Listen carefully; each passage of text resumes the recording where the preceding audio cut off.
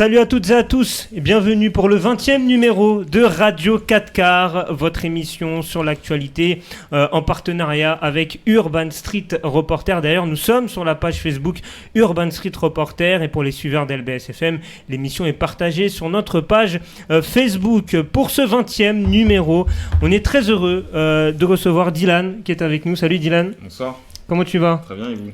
Ça va, merci. Merci d'avoir accepté notre invitation. Merci à toi. Avec toi, on va parler orientation et notamment le bac professionnel. Voilà, il y aura un petit débat en fin d'émission lors du quart d'heure de l'invité, vous en avez l'habitude. C'est le quart d'heure dédié à celui qui s'est déplacé. Et aujourd'hui, c'est toi, Dylan. Yasmina et Ibrahim vont te cuisiner en fin d'émission avec 2-3 petites questions. Donc ça va être assez sympa. Il y a mes chroniqueurs, mon fidèle acolyte qui est avec moi, le dérangeur, Ibrahim Camara. Salut Ibrahim. Ça fait longtemps que tu m'avais pas appelé comme ça m'avait pas manqué. Ah bon, ça t'a pas manqué? Non, mais c'est affectif. Parce que c'est pas très... Oui, effectivement, c'est affectif. Oui, c'est affectif. Mais c'est pas très positif. En tout cas, comme d'habitude, je suis très heureux d'être là avec Yasmina et Dylan, Lassana derrière la caméra. Qui gère le live Instagram. On est en live aussi sur Instagram, je ne l'ai pas dit. USR officiel, on est en live. Et puis Yasmina qui est avec nous. Salut Yasmina. Salut à tous. C'est très longtemps que tu n'as pas fait d'émission avec nous. Longtemps, ouais. Je crois que ça fait depuis le confinement. Oui, c'est ça. C'était de chez moi, de mon bureau. Exactement. Voilà. Le grand retour de Yasmina ce soir dans Radio 4 Quarts. Au programme, les amis, le premier sujet qu'on va évoquer, c'est l'affaire Dina. Je vais l'évoquer et on parlera du harcèlement scolaire. Un thème malheureusement qui fait l'actualité trop souvent. On va parler ensuite de Patrice Evra, ce sera avec Ibrahim Camara, Ibrahim qui va nous parler des révélations qu'a fait le défenseur, l'ancien défenseur de Manchester United et de l'équipe de France sur les violences sexuelles qu'il a subies lorsqu'il était adolescent. Et puis pour terminer, on va parler argent, on va parler influenceur avec Yasmina et l'enquête du Bondi Blog sur le trading en ligne. Donc Yasmina nous fera une petite chronique là-dessus. Et puis le quart d'heure de l'invité, je l'ai dit au départ, avec notre invité Dylan. On va tout de suite commencer l'émission, les amis, sans tarder, avec donc le premier sujet que l'on va évoquer. Et ce sujet, malheureusement, c'est un sujet qui fait trop souvent l'actualité. On va parler de harcèlement et de l'affaire Dina. Alors, avant de lancer le débat autour de la table, un petit contexte sur ce qui s'est passé. Dina, 14 ans, élève de seconde, est décédée dans la nuit du 4 au 5 octobre dans le Haut-Rhin. Elle est la dernière d'une fratrie de 3 enfants. La cause de son décès, de son suicide, elle était harcelée depuis de nombreuses années au collège, notamment à cause de son orientation sexuelle. Elle avait fait une première tentative de suicide en mars 2021. Une marche blanche a été organisée le week-end dernier avec plus de 1000 personnes qui s'étaient rassemblées. Et au niveau de l'enquête, le 25 octobre, le parquet a donc lancé une enquête pour harcèlement. Pour l'instant, les parents de Dina n'ont pas porté plainte pour des raisons religieuses, mais une plainte va être déposée dans les jours qui viennent. Voilà pour contextualiser un peu cette affaire Dina et du coup la question qui en découle, les amis. Quelle solution on peut trouver pour réduire ce genre de drame au maximum, Ibrahim ? Les solutions, il y a forcément la sensibilisation. Mais j'ai l'impression que je ne sais pas s'il y a suffisamment d'efforts qui sont faits pour lutter vraiment contre ce phénomène. Parce que malheureusement, Dina n'est pas la dernière, n'est pas la première. Ouais. Et j'ai bien peur qu'elle ne soit pas la dernière. En tout cas, tant qu'on continuera à rester sur les méthodes qu'on a aujourd'hui, c'est-à-dire une sensibilisation qui, j'ai l'impression, n'est pas suffisamment efficace. On a parfois des campagnes à l'échelle nationale, mais ça ne suffit pas. Ce qu'il faudrait, c'est des projets spécifiques aux différents établissements scolaires et pour faire en sorte que les élèves soient réellement sensibilisés. Et pas une sensibilisation, vraiment on s'assoit autour de la table, on discute, etc. Mais des projets qui sont un peu plus intéressants, qui peuvent... à travers lesquels on peut transmettre aux jeunes sans forcément se retrouver dans une configuration de classe entre guillemets. Là, je pense notamment à des réalisations de courts-métrages, des projets à travers lesquels on va aborder ce sujet et les faire comprendre autrement que par la façon scolaire. Dylan, une solution selon toi Moi, c'est vrai que j'ai toujours un peu de mal à appréhender ce qui pousse des enfants ou des adolescents à harceler jusqu'à ça. Parce que c'est pas seulement de la taquinerie. Ce qu'on a pu entendre dans les retours, c'était qu'il y avait vraiment l'idée de tu t'es raté la première fois, on espère que tu y arriveras. C'est-à-dire que c'est quelque chose de très très profond et qui, je pense, est de l'ordre du psychologique. Donc pour moi, une solution, c'est en effet de ne pas rester seulement sur des campagnes de communication qui sont bien belles et qui sont très bien faites, mais qui ont peu d'impact puisqu'on compte malheureusement les morts. Je pense qu'il y a un vrai enjeu de suivi psychologique au niveau des élèves. Et on sait que dans certains établissements, il n'y a pas de présence de psychologue scolaire. Donc je pense que c'est la principale solution. Moi, par exemple, pour l'anecdote, j'ai reçu un message aujourd'hui d'une élève devant laquelle j'étais intervenu devant sa classe, qui m'a envoyé un message parce qu'elle rencontre de graves difficultés personnelles. Moi, je suis pas son professeur, on s'est vu une fois, on a bien discuté de choses assez intimes pour qu'elle soit dans une situation de confiance au point de m'en parler, mais ça montre quand même qu'il y a un vrai travail à faire sur la présence d'aide psychologique dans les établissements scolaires. Donc je pense que c'est un des principaux enjeux. Yasmina? Alors, je pense qu'il faut aussi former les professeurs. Parce que, par exemple, quand il y a un élève ou une élève qui vient discuter, qui vient se confier auprès des professeurs, parfois on peut se sentir démuni, on ne sait pas forcément quoi faire. Et donc je pense qu'il faut absolument en parler le plus possible. Et comme Ibrahim et Dylan l'ont dit, il faut travailler là-dessus. Il faut que les élèves soient conscients en fait de cette problématique, mais pas juste en théorie dans les lignes. Il faut vraiment être actifs et voir ensemble quelles seraient les solutions. Mais je pense que oui, il faut aussi revoir la formation du personnel, que non seulement les professeurs, mais que ce soit aussi les AED et l'ensemble du personnel. Et que faire des élèves harceleurs ? Blanquer en a parlé un peu suite à cette affaire en disant qu'on n'irait pas les jeter au bagne. Comment gérer ces gens-là aussi par rapport à l'environnement scolaire et par rapport à l'image qu'ils ont au niveau de l'établissement? C'est ça qui est très compliqué dans les établissements scolaires. Moi, je travaille dans un collège et je peux te dire que la vérité, c'est qu'on sait qui sont les harceleurs. On connaît les élèves qui sont harcelés. Mais le problème, c'est que je pense que l'éducation nationale ne veut pas tout de suite stigmatiser aussi certains élèves. Mais il faut se dire la vérité, la discussion ne marche pas toujours. Le fait de discuter, prendre les élèves, ça ne marche pas toujours, discuter. Le fait aussi d'exclure les élèves, etc., ça ne marche pas non plus. Donc la solution, il faut aller la chercher ailleurs, dans une autre forme de sensibilisation. Parce que des projets aujourd'hui, autour de ces thèmes-là, parfois, il y en a, moi j'en vois parfois, mais j'ai l'impression qu'ils sont inefficaces en fait, que les élèves n'arrivent pas à s'y retrouver. Je pense que l'enjeu aujourd'hui, c'est vraiment les réseaux sociaux. Parce que c'est là que le harcèlement devient encore plus dur. Parce qu'encore quand on est dans l'établissement scolaire, on peut gérer. Il y a les profs qui sont là, l'équipe pédagogique, qui peut stopper tout de suite certaines choses. Mais le problème, c'est après l'école. Après, ça se poursuit à la maison. Et c'est vrai que c'est un peu la double peine pour les élèves harcelés. On l'a vu dans le cas de Dina, par exemple. Elle était dans un groupe WhatsApp ou Snap, je sais pas, où voilà, il y avait des insultes, des menaces, etc. Et même une fois qu'elle a quitté le groupe, elle continuait de recevoir ces choses-là. Donc aujourd'hui, je pense que les réseaux sociaux ont leur part des responsabilités dans la diffusion de certains types de messages et aussi dans la propagation de ce genre de menaces. Donc il y a un travail à faire au niveau des réseaux sociaux. Ouais. Dylan, pour rebondir sur ce qu'a dit Ibrahim, ou sinon sur comment gérer les harceleurs c'est vrai que c'est un peu compliqué parce que on reçoit l'information. Et donc, en voyant ça, on peut être simplement... Moi, par exemple, c'était mon cas, je me suis dit, il faut les mettre au placard parce que finalement, elles ou ils sont responsables de ce qui s'est passé de façon très directe. Mais après, tu te dis que... ça reste des enfants. Voilà, tu te dis difficilement que ça reste des enfants, que la vie est assez longue pour qu'ils puissent changer. Et qu'il peut y avoir un suivi, mais c'est vrai que le terme de suivi parfois ça mène à rien du tout parce qu'on les connaît les suivis, on les connaît les placements judiciaires ou les trucs comme ça, on sait que parfois ça aggrave les cas. Donc je pense qu'il faut avoir ce double truc de dire il faut quand même un suivi avec les institutions judiciaires parce que ce qui se passe c'est quand même grave. Bien sûr. Mais il faut aussi se dire que le pénal, c'est pas la solution, qu'il faut aussi être sur de la pédagogie, surtout avec des adolescents, des enfants. Ouais. Et Yasmina, sur la gestion des harceleurs.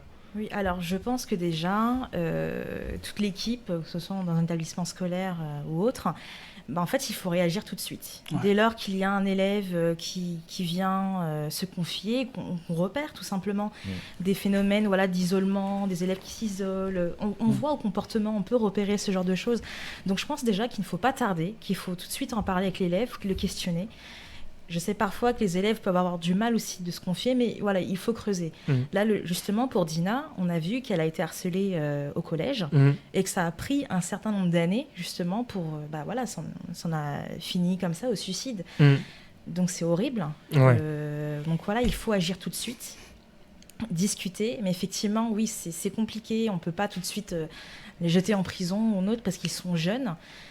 Donc je pense qu'il faut aussi des mesures de responsabilisation, c'est-à-dire prendre le temps et non pas seulement discuter avec la personne qui harcèle, mais je sais pas, par exemple ça peut être l'amener au commissariat ou l'amener voir peut-être des affaires au niveau de la justice, voir comment sont gérées ces histoires-là, ou rencontrer des victimes, j'en sais rien, mais en tout cas il faut réagir vite. En tout cas, il faut aussi investir investir les réseaux sociaux. Oui, c'est-à-dire que aujourd'hui, ça se fait de plus en plus, mais il y a un effort à faire encore. TikTok, Snapchat, où ces jeunes-là se retrouvent très souvent. Il faut que l'État... Est-ce que les réseaux sociaux, les plateformes de réseaux sociaux peuvent aussi participer à cette campagne de sensibilisation, je ne sais pas moi, en bloquant des comptes, en voyant que ça harcèle beaucoup, ou ce genre de solutions-là Est-ce que c'est possible? Pour bloquer des comptes, il faut qu'ils puissent avoir une vue sur les messages, sur les échanges. Ouais. Et ça pose tout un tas de soucis auxquels eux font semblant de ne pas pouvoir répondre. Mais c'est vrai que... Ils ont de l'importance. Maintenant, il faut aussi faire attention à ce qu'ils ne remplacent pas les États et que ça ne soit pas au réseau de réguler les comportements. Ouais. Donc, ça reste des supports. Bien sûr. Ça reste des supports et ouais, c'est aussi délicat de traiter de la place des réseaux sociaux, même si en réalité, c'est par eux c'est par leur intermédiaire que beaucoup de choses se font et qu'ils le savent aussi. Il faut approcher ça avec de façon assez large. J'aimerais rebondir sur la relation professeur-élève. Est-ce qu'il n'y a pas, et là je me tourne vers toi Yasmina, est-ce qu'il n'y a pas un travail à faire aussi pour, tout en gardant l'autorité bien évidemment du prof qui est suprême et qui doit, pour moi c'est vraiment la base, et pour que l'éducation se passe bien, il faut quand même une figure d'autorité, mais est-ce que travailler une relation de confiance avec l'élève pour qu'il puisse s'ouvrir plus facilement, parce qu'effectivement des fois, comme tu l'as dit, un élève se confie et vous n'êtes peut-être pas formé pour répondre, mais des fois l'élève se renferme sur lui-même et a tendance à garder pour lui, et sachant que peut-être l'environnement familial ne lui permet pas de s'ouvrir. Donc est-ce que peut-être travailler aussi une relation différente avec les élèves, je ne sais pas ce que tu en penses. Ah oui, bien sûr, je pense qu'il faut instaurer cette relation de confiance pour que vraiment l'élève se dise je peux me confier parce qu'il faut que j'en parle, parce que je ne peux pas garder ça pour moi. Et je pense que oui, c'est important qu'il y ait cette relation-là entre le professeur et les élèves. Moi, dans mon cas, étant professeur, je sais que j'ai eu pas mal d'élèves qui sont venus me voir justement pour des soucis chez eux en famille ou personnels. Et je pense que ça devrait se faire pour l'ensemble des profs, en fait, finalement. Ouais. C'est compliqué, effectivement. Et il y a un phénomène aussi, là j'élargis un peu le débat par rapport à cette affaire Dina, c'est l'influence qu'ont ce que les jeunes regardent au quotidien, que ce soit les séries ou les films. Moi, c'est une impression personnelle, dites-moi si vous êtes d'accord avec moi, mais j'ai l'impression en fait que quand je regarde les séries récentes, j'ai l'impression, je ne dis pas qu'ils glorifient le harcèlement, mais il y a une sorte de fascination, on crée une fascination vis-à-vis des phénomènes de violence, et derrière ça peut se reproduire sur des cours d'école. Je prends l'exemple de la série là qui cartonne en ce moment, c'est Squid Game. J'ai vu une affaire là récemment où des élèves de 3e ont harcelé des élèves de 6e en se calquant sur ce qu'ils ont vu sur la série. Et j'ai l'impression que de plus en plus, la violence n'est pas cautionnée, mais elle est un peu glorifiée et il y a toutes sortes de symboles autour de ça. Je ne sais pas ce que vous en pensez, Ibrahim. Je ne sais pas ce que ton ressenti par rapport à ça. En fait, le problème, c'est que il y a des programmes qui existent, mais qui ne sont pas adaptés à une certaine catégorie d'âge. C'est-à-dire que ce soit dans les jeux vidéo, tu regardes les jeux vidéo, Call of Duty, machin, etc. Tu regardes, tu vas te trouver interdit au moins de 12, moins de 16, etc. Ouais. Mais des petits qui ont 8 ans, ils le regardent.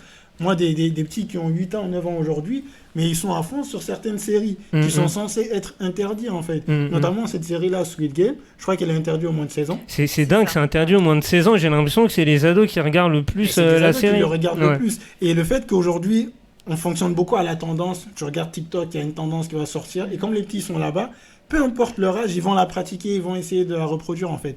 Donc, c'est la limitation des réseaux pour les enfants qu'il faut essayer de travailler aussi. Et ça relève en partie du travail des parents aussi, de faire en sorte que ces enfants, que nos enfants ne soient pas beaucoup trop sur les réseaux. Et surtout qu'ils ne regardent pas des contenus qu'ils n'ont pas le droit de regarder, qui peuvent être dangereux pour eux. Donc il y a un gros travail à faire à ce niveau aussi. Dylan, sur cette corrélation entre ce qu'ils regardent et ce qui se reproduit à l'école. C'est vrai qu'en vrai, moi, je me souviens du catch, par exemple. C'est plus notre époque, ça. C'est ça, exactement. C'était interdit à quel âge ? Mais on a tous regardé le vendredi soir et le samedi soir sur NT1. Et le dimanche matin. RTL 9 et NT1 après. Et le dimanche matin, on essayait de reproduire un peu. C'est ça, exactement. Et c'est vrai que l'époque change, qu'aujourd'hui, le divertissement est omniprésent. Et que du coup ça peut avoir un impact très très très mauvais. Je pense que c'est une question d'interprétation et que comme Ibrahim l'a dit, c'est vrai qu'on l'oublie de plus en plus, mais il y a des programmes qui sont censés être interdits à une certaine catégorie d'âge. En effet, on a aujourd'hui des plateformes qui sont accessibles à tout le monde en tout temps et donc qui ne filtrent absolument plus les spectateurs, et en effet ça a un impact grave visiblement sur le comportement des ados, et on le voit avec Squid Game. Il y a une série Elite par exemple qui était, c'est le bordel, tu vois, mais c'est vrai que c'est une glorification de plein de choses qui sont justement assez néfastes dans les rapports qu'on peut avoir avec les autres. Donc en effet, je pense que c'est en partie le rôle des parents. Moi je suis aussi persuadé que l'école est assez importante pour avoir sa grande part de responsabilité dans ces sujets-là. Bien évidemment. En tout cas, n'hésitez pas à interagir, vous qui êtes en commentaire, que ce soit sur Instagram, que ce soit sur Facebook, sur ce sujet du harcèlement, malheureusement, qui fait trop l'actualité ces derniers mois et ces dernières années. On va passer au deuxième sujet, les amis, et je me tourne vers Ibrahim qui va nous parler des révélations On va parler de Tonton Pat. De Tonton Pat, Mr. I Love This Game. Mr. I Love This Game. On n'est pas très loin du sujet précédent, puisque... Oui, ça reste du harcèlement. Ça reste mais pire que du harcèlement. Ouais. C'est surtout par rapport à l'âge. Alors, dernièrement, la semaine dernière, Patrice Evra a accordé une interview au journal The Times, le journal anglais, dans lequel il a révélé avoir été victime d'agressions sexuelles et de viols lorsqu'il avait 13 ans. Alors, ce qui est arrivé, ce qui s'est passé, c'est que Patrice Evra, à l'époque, il dormait chez un de ses professeurs. Et il se trouve que c'est ce professeur-là qui l'agressait. Sauf que lui, il n'en a jamais parlé à sa famille parce que, voilà, il avait honte, et il explique que son père, il était un peu à la dure. Pour lui, un homme ne pleurait pas, ce genre de choses. Donc, pour lui, c'était impensable de parler de ce genre de choses. Et... sans rentrer dans les détails, mais Patrice Evra explique qu'il savait que c'était mal quand il essayait d'enlever son pantalon, etc. Et du coup, il essayait de se débattre quand même, il ne se laissait pas faire. Et au vu de cette situation, il a demandé à ses parents, il a insisté auprès de ses parents pour ne plus être là-bas, sans dire le pourquoi du comment. Et le dernier jour, ou la dernière nuit qu'il devait passer là-bas, sans rentrer dans les détails, je vous laisse aller regarder après, il nous explique que finalement, le mec a réussi ce qu'il voulait. Et donc voilà, plus de 20 ans après, il décide d'en parler à l'occasion de la sortie de son livre qui est sorti là le 28 octobre. Donc voilà, un livre à lire pour ceux que ça intéresse. Malheureusement, il n'y aura pas que des choses négatives dans ce livre. Ouais. Mais en tout cas, c'est une parole qui est vraiment très importante aujourd'hui parce qu'on connaît tous Patrice Evra. On connaît un peu sa personnalité, un peu dynamique, joyeuse. Et on avait beaucoup de mal à s'imaginer que ce type de choses pouvait lui être arrivé à lui. Et il insiste en disant qu'il regrette d'ailleurs de pas avoir en parlé plus tôt. Mais aujourd'hui, il veut être source d'inspiration et exemple pour les plus jeunes et pousser les gamins à avoir le courage de parler et de ne plus avoir peur, de ne plus avoir honte, parce que ce n'est pas à eux d'avoir honte. Et moi, j'étais très content, j'étais vraiment très heureux qu'il ait fait cette révélation. Cette révélation, quoi. Et j'espère et je pense vraiment que ça va porter ses fruits, que ça va pousser d'autres personnes, d'autres jeunes qui sont peut-être aujourd'hui dans cette situation à prendre la parole et petit à petit à se libérer et faire condamner ceux qui sont les agresseurs. Merci Ibrahim pour cette petite chronique. Justement, par rapport à ce qu'Ibrahim vient de nous dire, est-ce que les révélations de Patrice Evra vont faire avancer la lutte contre les violences sexuelles dans le sport? Dylan, qu'est-ce que tu en penses? Moi, je trouve que son acte est très très courageux. Au-delà de révéler ça, il le révèle en tant que Patrice Evra, donc un joueur de football qui en plus a une image sur les réseaux sociaux. Donc c'est d'autant plus courageux au vu de ça. J'espère maintenant qu'en effet ça va pouvoir ouvrir la porte à d'autres révélations. C'est vrai qu'il y a peu de regards. Alors je ne sais pas si du coup ça s'est passé lorsqu'il était en Angleterre, c'est ça? Non, ça c'est quand... Non, c'était en France. C'était à 13 ans. Il était encore en France. Ouais. C'est vrai qu'on les voit se succéder ces affaires où des enfants qui sont placés pour différentes raisons sont maltraités dans leur foyer d'accueil sans qu'il y ait aucun suivi qui soit fait, qui se retrouvent parfois avec des fous. Donc c'est vrai que c'est nécessaire d'avoir cette réflexion-là. Je pense que le fait que lui puisse en parler aujourd'hui avec la maturité qui est la sienne va probablement permettre d'ouvrir quelques portes. Après, est-ce que ça sera assez? Moi, je pense qu'il faudrait que ça puisse se traduire maintenant en vrai acte politique. Ouais. Voilà. Yasmina, qu'est-ce que tu en penses des révélations de Patrice Evra et sur l'avancée de la lutte contre les violences sexuelles dans le sport et même en général? Comme on l'a déjà dit, étant donné que Patrice Evra il est suivi par beaucoup d'adolescents, et je pense que le fait de voir une personnalité aussi forte, qu'il puisse en parler comme ça de manière sincère et honnête, je pense que forcément ça aura un impact positif. Et c'est vrai qu'en ce moment, comme tu dis Diane, on en voit beaucoup, des révélations comme ça qui se sont déroulées pendant leur adolescence voire enfance. Donc oui, c'est terrible, mais j'espère effectivement que ça donnera du courage aux autres, déjà d'en parler. Et puis ensuite, il y a autre chose qui m'embête beaucoup, c'est qu'on se dit que c'est un professeur qui hébergeait Patrice. Et on se dit, mais il n'y a pas de suivi, il n'y a pas de suivi psychologique. Ces personnes-là, on engage comme ça des personnes. Oui, c'est vrai, ça pose la question effectivement des gens qui encadrent, les encadrants dans ce genre de structure-là, que ce soit les professeurs, comme tu le dis si bien, ou même on a vu d'autres affaires, que ce soit des médecins, que ce soit des entraîneurs, des dirigeants. Il y avait un gros scandale, moi je me rappelle, autour du médecin de l'équipe des États-Unis en gymnastique, qui a violé nombreuses femmes et notamment celle qui a porté la parole, c'est Simone Biles, qui est multiple médaillé olympique et qui a été l'étendard un peu de cette lutte-là. Et c'est vrai que ça pose la question de est-ce qu'on peut faire encore confiance à ceux qui nous encadrent, en fait? C'est vrai que tu poses la question. Du coup, les gars, je me tourne vers vous. Est-ce que ça va pas, cette histoire-là? Alors bien sûr, on espère que ça va faire évoluer la lutte contre ce genre de perversion. Mais à côté de ça, est-ce que c'est pas... ça met pas un peu un frein, on va dire, dans la pratique sportive? Je m'explique. En gros, est-ce que ça va pas freiner, par exemple, les parents à mettre leurs enfants dans des centres ou dans des... parce que, voilà, il y a toujours une histoire où les parents n'ont plus confiance aux structures, justement, qui doivent inculquer les valeurs, normalement, d'exemplarité. En fait, moi, je pense qu'il y a un travail à faire de deux côtés. Ouais. D'une part, il y a un travail à faire au niveau de l'éducation de ses enfants. C'est-à-dire que c'est très important, surtout aujourd'hui, de parler avec ses enfants. Leur dire, surtout par rapport à leur corps, leur dire ton corps t'appartient. Personne n'a le droit de te faire ça. Personne n'a le droit de te toucher de telle sorte, en fait.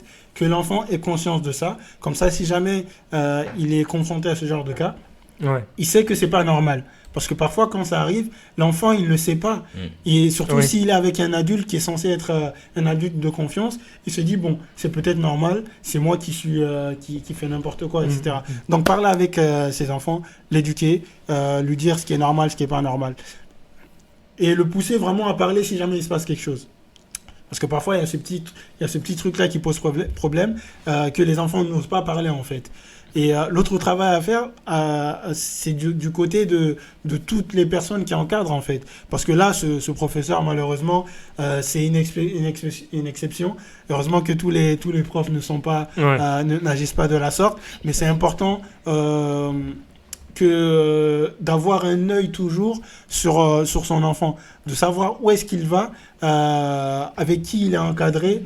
Et comment ça se passe que l'enfant ne se retrouve pas à être seul avec cette personne, etc. Donc c'est très compliqué, mais je pense que c'est surtout au niveau de l'éducation de l'enfant et de la communication avec lui qu'il y a quelque chose à faire. Dylan, j'aurais pas grand-chose à rajouter par rapport à ce que vient de dire Ibrahim. En effet, ouais, c'est l'éducation de l'enfant, c'est de lui donner la confiance qui puisse lui permettre de sentir qu'il a le droit de parler de ces choses-là qui sont intimes et qui parfois sont délicates à aborder dans certains foyers. Et en effet, oui, avoir un vrai suivi psychologique des encadrants. Et c'est une vraie politique à mener parce qu'on parle d'éducation, on parle de comment est-ce qu'on forme des enfants et donc on parle de parcours, il y a des répercussions. C'est ça. Souvent ces enfants après deviennent des adultes qui rencontrent aussi des difficultés, donc c'est d'autant plus important. Ouais.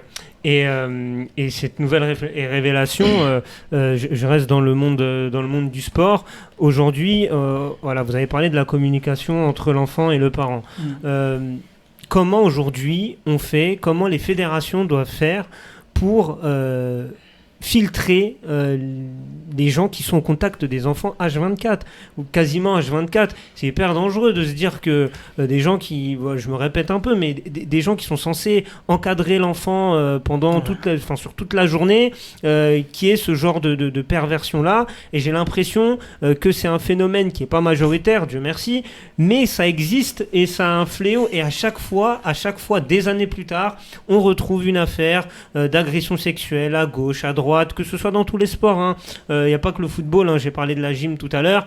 Mais voilà, comment les fédérations doivent faire pour justement mieux choisir les gens qui vont les représenter et qui vont encadrer les enfants? Déjà au niveau de la formation, c'est-à-dire que toutes les personnes qui sont censées travailler avec des enfants doivent être formées et sensibilisées à ce genre de situation.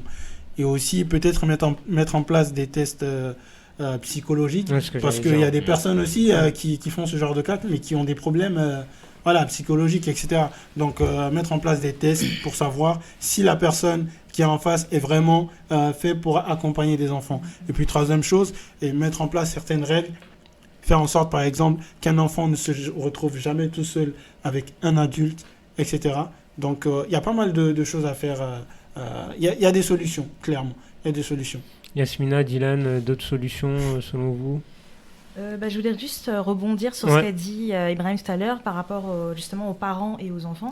Je pense que les parents, même si c'est délicat, même s'il y a une notion de pudeur, je pense que les parents doivent prendre le temps d'expliquer à leurs enfants que, par rapport au corps, leur relation au corps, c'est-à-dire qu'il y a des zones intimes que personne n'a le droit de toucher, si ce n'est qu'eux-mêmes, c'est-à-dire l'enfant en lui-même. Je pense qu'il faut vraiment prendre le temps de se dire que si par exemple il y a un geste déplacé, ce n'est pas normal. Et je pense aussi qu'il faut leur dire de faire confiance aussi à leur intuition.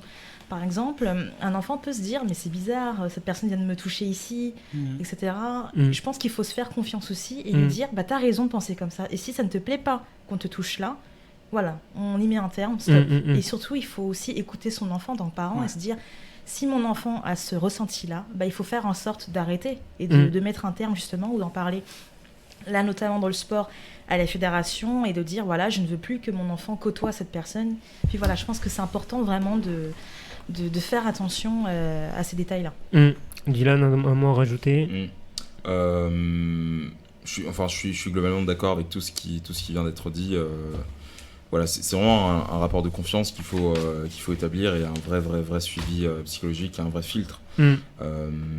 Alors là, tout de suite, j'aurais pas de solution. C'est vrai que se dire qu'on peut ne pas laisser un enfant seul avec un adulte pourrait être une piste. Mais en tout cas, c'est un vrai enjeu. Ouais, effectivement. En tout cas, pareil, n'hésitez pas à réagir, et on salue le courage de Patrice Evra de s'être livré comme ça dans son autobiographie. On sait que c'est pas facile. Comme tu l'as dit, Ibrahim, ça a été un grand joueur. Il a une image sur les réseaux sociaux. Il a même une image, voilà, d'un homme assez joyeux, assez gai, qui transmet de l'onde positive, et voilà. Et en plus, ce qui est dingue, c'est on voit toute sa force mentale en fait à travers ça, parce que franchement. C'est bien évidemment, on vit pas avec lui au quotidien, mais c'est vrai qu'on a tous été surpris dès lors qu'on a appris la nouvelle, et vu la carrière qu'il a fait, ça montre quand même toute sa force mentale, et on le salue pour ça, notre ami Tonton Pat. On va passer au troisième sujet, les amis. Je me tourne vers Yasmina. On parle argent, on parle influenceur. Je te laisse la parole. Merci. Alors effectivement, on s'est intéressé à une enquête du Bondi Blog qui concerne donc les influenceurs qui font la promotion du trading afin de gagner de l'argent facilement. Alors le trading, qu'est-ce que c'est ? Il s'agit donc de faire des achats et des ventes sur les marchés financiers. Donc les influenceurs tels que Mila Jasmine ou encore Laurent Billionnaire proposent à leurs abonnés donc de spéculer sur des produits extrêmement risqués. Donc le média Bondi Blog a recueilli pas mal de témoignages de personnes qui ont perdu jusqu'à 2 000 € à cause des conseils de ces influenceurs-là. Sociologiquement, on remarque que les populations visées sont celles des banlieues, malheureusement, avec des revenus modestes. Les influenceurs emploient dans leur publicité des mots tels que changer de vie, moyen de revenus supplémentaires, quitter son travail et surtout indépendance financière. Donc forcément, ce sont des termes qui donnent envie, et on peut comprendre. De plus, leur nombre d'abonnés et leur train de vie luxueux laissent à penser que ces méthodes marchent à tous les coups. La réalité est autre, puisque le trading demande une vraie formation pour avoir justement des gains à long terme. Parce que c'est justement, vu que c'est risqué, on ne peut pas être sûr de gagner. De plus, cela reste donc une activité spéculative. Par conséquent, c'est ce que je disais, ça ne donne aucune garantie de stabilité financière. Il est important de noter que ces influenceurs ne vivent pas des conseils qu'ils donnent sur les réseaux sociaux, contrairement à ce qu'ils prétendent. En vérité, les revenus sont basés sur le nombre de personnes qu'ils arrivent à attirer, à convaincre justement de participer à ce trading-là. Enfin, il faut savoir que cette publicité, elle est illégale. En effet, la loi Sapin 2 stipule l'interdiction de faire de la promotion du trading, de produits spéculatifs, donc risqués à destination des particuliers. Par exemple, notamment, on a vu récemment que Snapchat, donc le réseau social, contrôle les publicités de ce genre et bloque carrément des comptes. On a d'ailleurs pas mal d'influenceurs très connus qui se plaignent en disant « je comprends pas, pourquoi est-ce qu'on me bloque ?» alors qu'il y a d'autres comptes, on va dire, avec moins d'abonnés qui le font aussi, mais qui n'ont rien. C'est vrai qu'il y a un vrai problème autour de cela, et je pense qu'effectivement, il faut en parler. Il faut en parler, et on va en parler. Merci Yasmina pour cette chronique. Justement, la première question que je vais vous poser, c'est pourquoi, du coup, ce mode économique est un appât si facile pour les populations modestes et populations de quartiers populaires, Ibrahim ? Pourquoi ça les attire autant ? En fait, c'est dans la même lignée que les paris sportifs, etc. Aujourd'hui, les gens qui vendent ce genre de publicité, c'est des gens qui viennent, pour beaucoup, des quartiers populaires à la base, qui ont réussi notamment grâce à la télé-réalité ou autres. Et du coup, les gens qui les suivent, c'est beaucoup de jeunes, beaucoup de personnes qui sont aussi issues des quartiers populaires. Et du coup, ils voient en ces gens-là des modèles, même si pour beaucoup, ils sont loin d'être des modèles. Mais voilà, quand on est jeune, même si le trading, ça concerne plutôt des adultes, et qu'on voit quelqu'un qui nous ressemble, qui a réussi, qui nous montre son mode de vie et qui nous dit surtout c'est facile, du jour au lendemain, regarde ma voiture, regarde ce que je mange, regarde, toi aussi tu peux le faire, sans risque, il n'y a rien, t'as juste à te lancer, t'as juste ça à faire. Avec une piscine en fond derrière, tu vois, pour faire rêver et tout. La petite chemise ouverte, voilà, je prends quelle voiture aujourd'hui? Oh, je voulais prendre celle-là, mais il y en a 3 devant, comment je fais? Tu vois ou pas? Quand tu vois ça, à un moment donné, tu craques, tu dis ouais, moi je me réveille tous les matins pour 1200 €, ça y est, allez, je mets juste 200 €, j'essaye, j'ai rien à perdre. Sauf que c'est une espèce de cercle vicieux en fait. Tu vas gagner et tu vas perdre. La bourse, ça fait ça en fait. C'est ça. Et donc, j'ai écouté le témoignage d'une jeune femme qui a perdu jusqu'à 3000 €, qui expliquait qu'elle gagnait, mais elle perdait aussi. Mais au final, quand elle fait le calcul, elle a perdu plus qu'elle n'a gagné. Et son humeur carrément dépendait des jours où elle gagnait, où elle perdait, etc. Donc c'est très compliqué. Et puis, le métier de trader, c'est genre minimum bac plus 5, tu vois. En finance, en maths, école d'ingé, etc. Donc moi je vais me réveiller demain, je vais aller faire du trading, alors que le mec il s'est cassé la tête pendant plus de 10 ans pour arriver où est-ce qu'il en est, et moi ça va être facile pour moi. Non, c'est pas adapté en fait. C'est pas adapté. Surtout que les gens qui vendent ça, ils n'ont aucune expérience dans le domaine. Et du coup, ça rend la chose encore plus dangereuse. Parce qu'encore, si c'était des vrais traders qui proposent des vraies formations, etc., pour que les gens investissent, apprennent à investir, là, ça change. Mais aujourd'hui, c'est pas encadré et c'est très problématique. Dylan, sur ce phénomène. Je suis complètement d'accord avec Ibrahim. C'est les nouveaux paris sportifs. Et j'ajouterais quelque chose auquel ça me fait penser. ACN, je ne sais pas si ça vous dit quelque chose. Non, vas-y, dis-nous. Marketing de réseau. Non, dis-nous. Vous n'avez jamais personne qui est venu vous voir en mode tu vas devenir riche, t'inquiète pas, suis-moi. Ah oui. Ah après, si, oui, bien après, sûr. ça organise des conférences dans des hôtels. Ouais, etc. Oui. Et en fait, malheureusement, les quartiers, c'est des proies faciles parce que finalement, les gens essaient de s'en sortir d'une façon ou d'une autre. Donc parfois, ça devient addictif parce que on conditionne beaucoup à faire des choses qu'on n'aime pas au quotidien. Et puis du coup, il y a en effet la panne du gain, il y a ce que représentent les influenceurs, ce que représentent les médias, le monde de l'audiovisuel de façon globale, et c'est des choses qui attirent finalement l'aisance, s'attirent quand on est dans des situations de difficulté, voire de précarité. Donc c'est vrai que c'est compliqué, surtout quand ça vient de personnes qui elles-mêmes en sont issues. C'est ça. En fait, ça tisse un lien de confiance en se disant, voilà, ces gens-là, ils viennent du même milieu que moi, donc forcément, ils vont être beaucoup plus bienveillants. Complètement. C'est assez drôle de voir tant de rappeurs faire la promo de tant d'entreprises de paris en ligne. Quand on voit le fléau que c'est, ça fait vraiment des ravages. C'est terrible. C'est grave. Donc voilà, c'est aussi assez délicat à prendre, parce que d'un côté, tu te dis, ils font leur thune, tu vois. Sauf que c'est sur le dos des gens qui sont pauvres en fait. Les plus pauvres enrichissent ceux qui sont déjà très riches. Exactement, donc voilà. Du coup, à vous entendre, ces gens-là et ce système-là profitent en fait de la misère sociale de certains pour les diriger vers des choses qui ont l'air simples comme ça, parce que j'ai vu ce genre d'annonce, gagner 1200 € par mois en restant sur votre canapé, juste en cliquant. C'est incroyable. C'est fou, mais quand tu vois ça, tu te dis, wow, c'est un truc de fou. Moi aussi, tu vois, t'as l'impression de rater quelque chose en fait. De dire, voilà, il te faut miroiter de l'argent qui tombe vraiment du ciel. C'est ça, exactement. Et tu sais même pas d'où sort cet argent, tu sais pas, et c'est assez fascinant à voir. Et du coup, ce phénomène-là, est-ce que on ne tire pas les gens, entre guillemets, vers la médiocrité, dans le sens où on dévalorise tout ce qui est effort pour y arriver, pour réussir, dévalorisation peut-être même des études, parce que j'ai vu, je ne sais pas si vous l'avez vu, l'interview de Fabrice Eboué sur WeHustle, où il dit en gros que comment tu veux expliquer à un gamin que pour réussir, il faut faire un bac plus 4, 5, 6, 7. Le mec, il va gagner 1007, 1008 au départ, quand il va commencer sa carrière. Alors qu'il y a certaines personnes qui montent leur corps sur Instagram, il y a 40 000 € qui tombent. Là, je peux faire le parallèle avec le sujet qu'on a actuellement.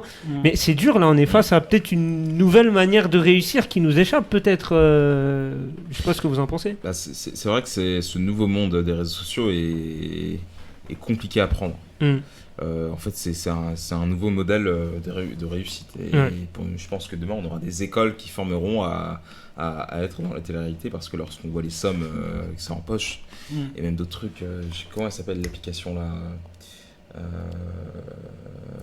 une application où tu montres ton corps. Ça me dit OnlyFans, voilà. Ouais, OnlyFans, c'est ça, ouais. Où tu vois les sommes, je crois qu'il y a une meuf qui a pris 1 million en un jour. C'est incroyable.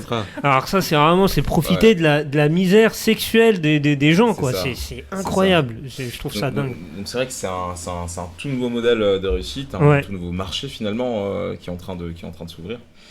Et voilà. Mais comment on doit réagir face à ça? Est-ce qu'on doit l'accepter ou est-ce qu'on doit lutter? C'est quand même, moralement, c'est compliqué quand même. Non, mais au-delà du côté moral, même... on a vu que Snapchat a bloqué le compte de Jazz et Laurent, par exemple, parce que dans leurs conditions, ils ont mis qu'il ne faut pas faire de la publicité sur tout ce qui est spéculatif. Donc je pense qu'encore une fois, les réseaux sociaux ont un rôle à jouer dans... Mais est-ce que c'est dans leur intérêt financier de couper ce genre de... Je parle pas spécifiquement du sujet, mais tout ce qui est un peu malsain sur les réseaux, est-ce que c'est dans leur intérêt de tout couper financièrement et marketingement? En vérité, c'est un peu comme de l'escroquerie. C'est clairement ça. Il faut, à partir de ce moment-là, on va regarder vis-à-vis de la loi si pénalement si ce qu'il en est. Donc c'est pareil pour tout ce qui est lié au harcèlement, etc. On est sur les réseaux. Mais est-ce que c'est contraire à la loi? Oui. Alors dans ce cas, il faut l'interdire sur les réseaux. Là, c'est de l'escroquerie organisée. C'est contraire à la loi, il faut faire en sorte de l'interdire aussi. Ouais. Yasmina, sur cette nouvelle manière de réussir, c'est quoi ton regard là-dessus? Est-ce qu'on doit lutter? Est-ce qu'on doit essayer de s'adapter? Je pense que c'est très compliqué. Et pour rebondir sur ce que disait Ibrahim, les réseaux sociaux, c'est un petit peu l'outil de travail en fait de ces influenceurs-là. Donc, je pense qu'ils seraient un peu réticents quand même l'idée de contrôler tout ça. Bien sûr, oui, il faut utiliser la loi dans ces cas-là pour essayer de limiter ce genre de choses. Mais voilà, je pense notamment à Instagram ou Snapchat. Là, ils ont commencé effectivement pour le trading.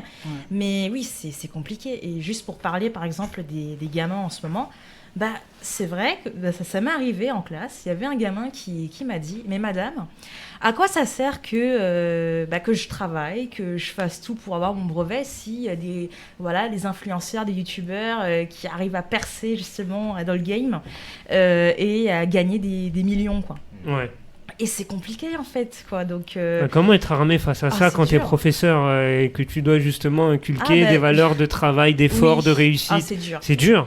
En fait, dans ces cas-là, il faut, je pense, essayer de les remettre, on va dire, dans la vraie vie, quoi, en disant que c'est vrai qu'il y en a qui y arrivent, mais ce n'est pas le cas de tout le monde. Je veux dire, il y en a plein qui ont essayé, mais qui n'ont pas réussi à devenir très célèbres sur les réseaux ou autres. Donc voilà, se dire que oui, c'est vrai, ça peut arriver pour certains, mais que c'est pas le cas de tout le monde, quoi. Beaucoup de prétendants, très peu d'élus. Voilà, c'est pour résumer un petit peu la pensée. Écoute, merci Yasmina pour cette chronique. Et pour terminer l'émission, les amis, on va passer au quart d'heure de l'invité avec notre invité Dylan, qui justement... Bonsoir. Rebonsoir Dylan. C'est ton moment. On va parler orientation. Je laisse Ibrahim et Yasmina te poser quelques questions. Peut-être pour commencer, tu peux te présenter pour ceux qui ne te connaissent pas et peut-être nous parler très brièvement de ce projet de revalorisation du bac, en tout cas du secteur pro. Donc moi c'est Dylan, je suis étudiant, je m'occupe du plaidoyer pour une association qui s'appelle Get Up. Et donc j'ai lancé le collectif Une Voix pour tous, qui souhaite une réforme du lycée professionnel. C'est un collectif qui est né d'un constat, je pense qu'on aura l'occasion d'en reparler, qui moi m'est venu 2 ans après l'obtention de mon bac en gestion administration, cette fameuse filière aka filière Excel. En fait, je me rends compte, je me rends compte aujourd'hui que ça a été des filières poubelles qui avaient peu d'ambition d'insertion. En voyant les situations de potes à moi, en voyant les situations d'anciens camarades je me suis progressivement rendu compte que c'était des filières poubelles en discutant avec des experts, des syndicalistes, des professeurs, des chercheurs qui m'expliquaient oui, en fait, malheureusement, c'est des filières qui ont été créées pour foutre ceux qu'on ne pouvait pas foutre autre part. Et surtout en voyant ce qui était documenté, les chiffres qui existaient. Le fait que le ministère de l'Éducation nationale sorte en douce que dans les filières du tertiaire que sont le bac pro vente, commerce ou gestion administration, on était à 72% d'élèves issus de milieux très défavorisés. En lycée professionnel, on était à près de la moitié des élèves qui arrivent en seconde avec au moins un an de retard scolaire. Ah ouais. Et en parallèle, on observe des politiques qui sont mises en place. On observe que dans la dernière réforme de Jean-Michel Blanquer, le ministre de l'Éducation nationale, on divise par 2 les heures d'enseignement généraux. C'est-à-dire que là où on a le plus besoin, on enlève. Il y a aussi un truc drôle, pas drôle, mais en tout cas qui illustre parfaitement la situation, c'est l'absence de la philosophie en lycée professionnel. Et quand on creuse un peu, ça veut tout dire. Ça veut dire on est là pour former de la main-d'œuvre. On est là pour former des gens qui ne réfléchissent pas et qui sont à l'usine. Et donc voilà, c'est un collectif qui se structure autour d'élèves, d'anciens élèves comme moi, de professeurs, de chercheurs, de parents d'élèves, etc. Et voilà, on travaille activement à pouvoir essayer d'influer quelque chose dans la lignée de ce qu'ont déjà fait beaucoup d'organisations et beaucoup de personnes pour ce sujet. Et aujourd'hui, selon toi, comment il faudrait revoir l'organisation du secteur pro au lycée? Pour moi, le principal enjeu, c'est d'avoir des filières qui correspondent aux ambitions des élèves. Aujourd'hui, on a des filières qui sont des filières poubelles. On sait qu'elles n'insèrent pas. On sait on a 2/3 des élèves qui jamais ne travaillent dans la filière pour laquelle ils ont été formés. Finalement, il y a tout un processus de décrochage qui naît de l'orientation. C'est-à-dire qu'on va d'abord décrocher scolairement, ensuite socialement, civiquement. Et ça naît de quoi ? Selon moi, ça naît du fait qu'on nous dit à 15 ans, toute ta vie, tu feras quelque chose que tu n'apprécies pas. Et qu'on te met dans des filières dont tu n'apprécies pas forcément le contenu. Donc pour nous, une des solutions à ça, c'est de pouvoir avoir de nouvelles filières qui correspondent aux ambitions des élèves. Donc nous, notre proposition, c'est de dire pourquoi est-ce qu'on ne pourrait pas avoir un bac pro média, par exemple, un bac pro communication, métier du sport, métier du social et des solidarités, métier du juridique. Si on est fou, pourquoi est-ce qu'on ne pourrait pas former des futurs avocats en lycée professionnel et dire qu'on forme des futurs avocats? On forme de tout, on forme des métiers manuels, on forme des métiers du tertiaire et on forme aussi des avocats, des journalistes et autres.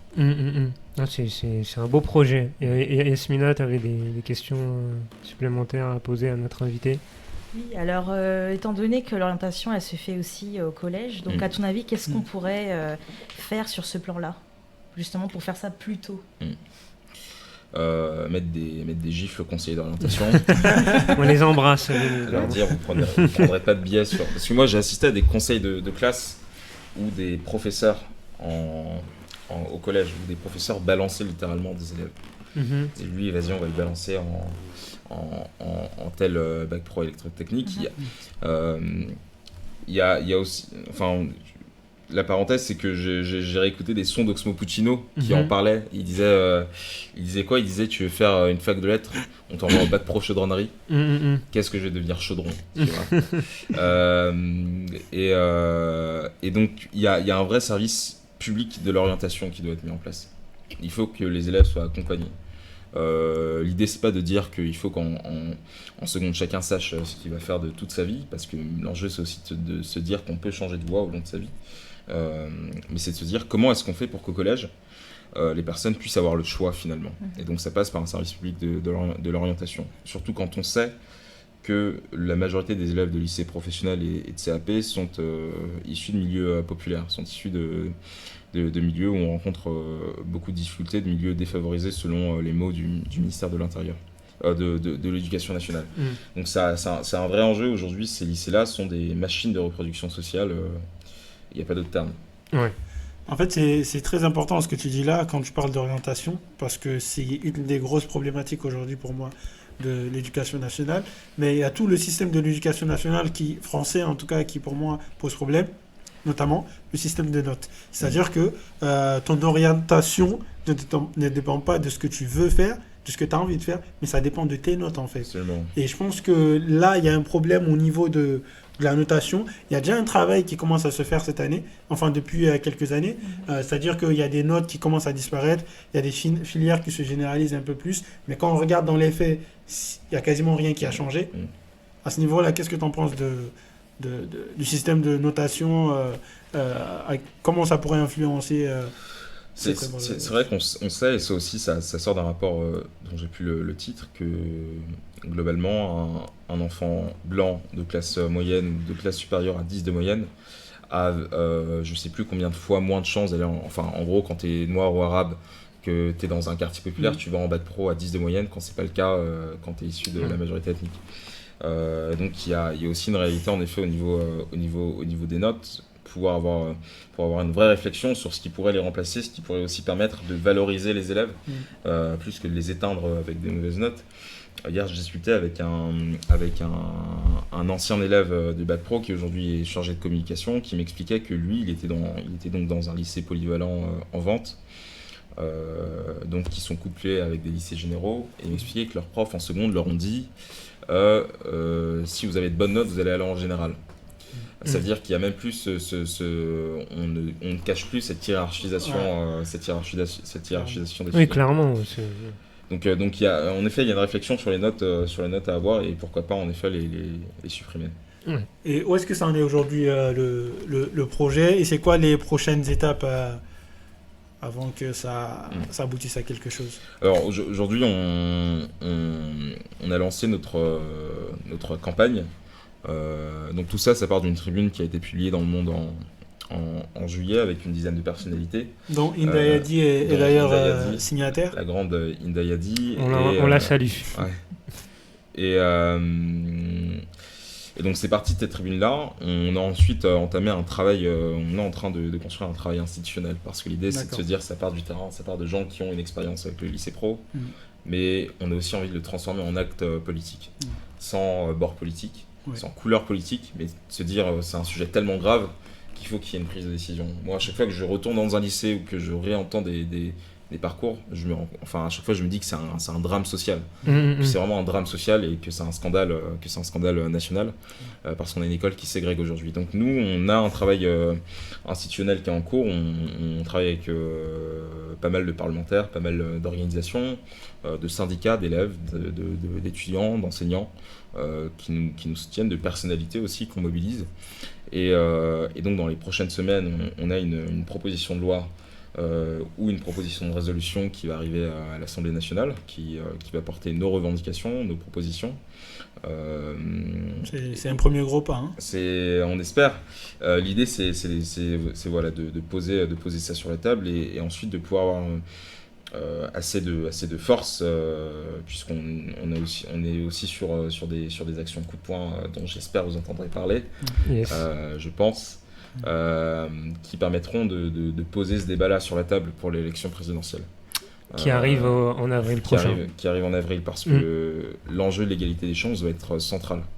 L'enjeu de l'épanouissement des individus doit être central. Finalement, la question qu'on doit se poser, c'est comment est-ce qu'on fait pour qu'à 40 ans, les élèves se lèvent pas le matin en ne voulant pas aller au taf et en se disant qu'est-ce que je suis en train de faire de ma vie. Et ça arrive trop souvent. Et ça arrive trop souvent aux gens qui ont des parents à qui c'est arrivé trop souvent, aux gens qui savent ce que c'est que le sacrifice, parce que leurs parents ou leur entourage ont cette notion de sacrifice.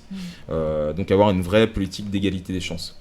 Pas de dire que le lycée professionnel doit être explosé, parce que le lycée professionnel peut être une chance, mais pour qu'il soit une chance, il faut qu'il soit pris à sa juste mesure, et qu'on parle bien à tous les élèves qui sont orientés, et que l'orientation ne soit plus vue comme un échec, puisque c'est aujourd'hui le cas. Exactement. Merci Dylan en tout cas pour ta venue, pour ton message et pour tes combats qui sont effectivement cruciaux pour l'avenir des jeunes Français. Et vraiment bravo, on te donne beaucoup de force avec Urban Street Reporter et LBS-FM.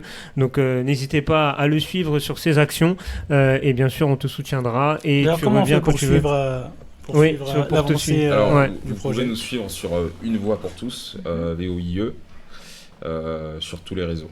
D'accord, on mettra ça en commentaire et comme ça ceux qui regardent le live pourront se diriger vers le site. Merci beaucoup Dylan encore, merci, tu reviens quand tu veux, tu es à la maison ici. Merci également à mes chroniqueurs qui m'ont accompagné ce soir, Yasmina, Ibrahim, merci à vous. Merci également à Lassana qui a géré de main de maître le live Instagram, merci à toi. Bien évidemment le podcast qui arrive très vite sur les différentes plateformes, que ce soit sur USR officiel ou sur LBS FM. Et puis quant à nous, on se retrouve très bientôt sur les antennes d'LBS FM avec notamment la semaine prochaine une soirée Ligue des Champions qui se profile. Et puis restez à l'affût, notamment sur nos réseaux sociaux, LBS FM partout. Et suivez également les réseaux sociaux du USR officiel, du Urban Street Reporter, USR officiel partout. Espoir et Création sur YouTube. Il y a pas mal de contenu sur YouTube. Vu que maintenant vous avez dépassé les 1000 abonnés, vous êtes des youtubeurs maintenant. J'ai vu qu'il y avait une pub, tu sais, que je voulais regarder l'œil du SR, et il y a une pub qui est passée. Ah ouais. Je te jure. Et je dis wow, là c'est incroyable. Incroyable. La YouTube Money, tu connais. Ah bah oui, non mais là franchement je me suis dit wow. C'est la première fois que je suis sur une vidéo où il y a une pub quoi. Donc j'étais assez content. J'étais assez fier. Merci à tous ceux qui nous ont suivis. On vous souhaite une excellente fin de journée et on se dit à très vite. Salut à tous. Salut tout le monde. Salut.